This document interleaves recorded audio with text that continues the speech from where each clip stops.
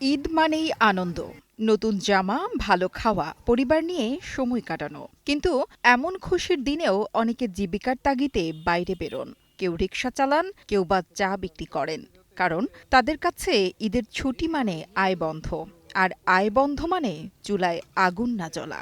ঈদের দিন আমি দুঃখে পড়ে বেড়াইছি রে বাপু। আমার বাজার সদার নাই, আমি এই কাজ করবো, টাকা বাজার করবো, করিলে মাছ চাললে খাবো।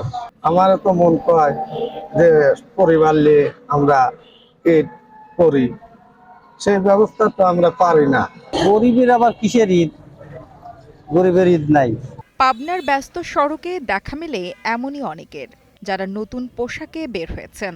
আর সে পথেই দেখা মেলে এই রিকশাওয়ালাদের, যারা নিজের নতুন জামা কিনতে না পারলেও যাত্রীদের হাসিমুখ দেখেই খুশি হন।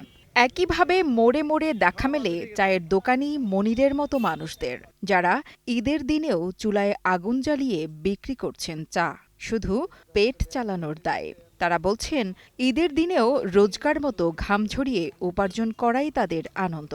কারণ তাদের কাছে ঈদের আসল অর্থ পরিবারকে একটু ভালো রাখতে পারা। দোকান বন্ধ রাখলে খাবো কি? বছরকার দিনে বেড়াইতে আসে, ওই লাগেন বন্ধ রাখেনি। টানা সপ্তমবারের মতো বেস্ট টিস্যু পেপার ব্র্যান্ড হিসেবে স্বীকৃতি পেয়েছে বসুন্ধরা টিস্যু।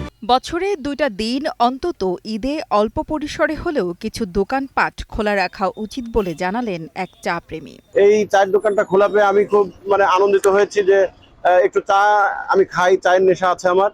তো চাটা খাওয়ার কোনো দোকান খুঁজে পাচ্ছিলাম না। মানুষকে সেবা দেওয়ার জন্য হলেও অন্তত আজকে ঈদের দিনেও কিছু কাজ করা উচিত। ঈদের খুশি সবার জন্য এক নয়। কেউ ঈদ কাটান পরিবারের আদরে, আর কেউ ঈদের দিনটাও কাটান জীবনের সংগ্রামে।